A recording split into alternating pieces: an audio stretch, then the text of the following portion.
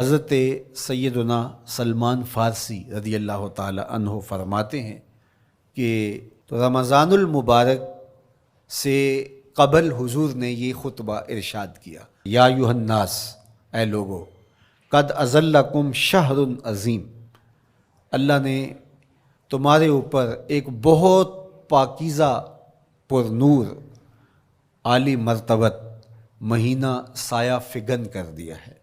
شہر فیہ لیلۃ خیر من الف شہر، اس مہینے میں ایک ایسی رات ہے جو 1000 مہینے سے بہتر ہے۔ جعل اللہ صیامہ فریدہ و قیام لیلۃ تطوع، اس مہینے کے دن کے روزے فرض قرار دیے گئے اور راتوں کا قیام نفل بنایا گیا۔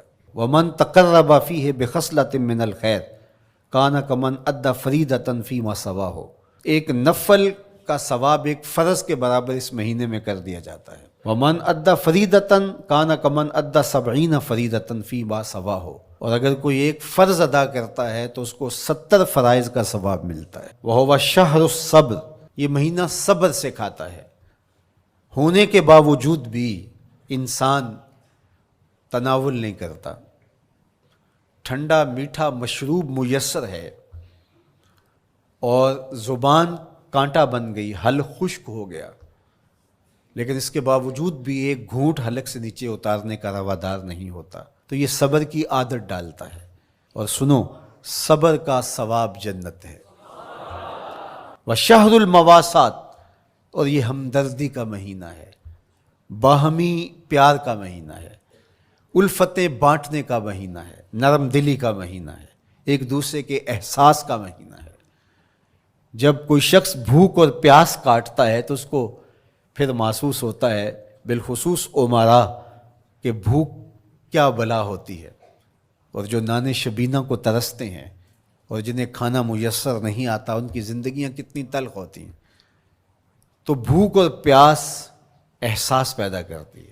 وَشَهْرٌ يُزَادُ فِيهِ رِزْقُ الْمُؤْمِنِ، اور یہ ایسا مبارک مہینہ ہے جس میں مومن کا رزق بڑھا دیا جاتا ہے۔ غرباء تک بھی اللہ کی نعمتیں وہ پہنچتی ہیں جو عام دنوں میں ان کو میسر نہیں ہوتی، اور امراء بھی نعمتوں کا لطف لیتے ہیں، اس لیے کہ بھوک کاٹنے کے بعد جب ان کو نعمت میسر آتی ہے تو پھر انہیں احساس ہوتا ہے۔ وَمَنْ فَطَّرَ فِيهِ صَائِمًا كَانَ مَغْفِرَةً لِذُنُوبِهِ، جس نے روزہ دار کا روزہ افطار کروایا، یہ افطاری گناہوں کی مغفرت اور آتش دوزخ سے گردن کی آزادی کا مجدہ جاں فضا بن جائے گا۔ وَقَانَ لَهُ مِثْلُ أَجْرِهِ مِنْ غَيْرِ أَنْ يَنْقُصَ مِنْ أَجْرِهِ شَيْءٌ، اور روزہ افطار کروانے والے کو روزہ رکھنے والے جتنا اجر ہی دیا جائے گا، لیکن روزہ رکھنے والے کے اجر میں بھی کوئی کمی نہیں واقع ہوگی۔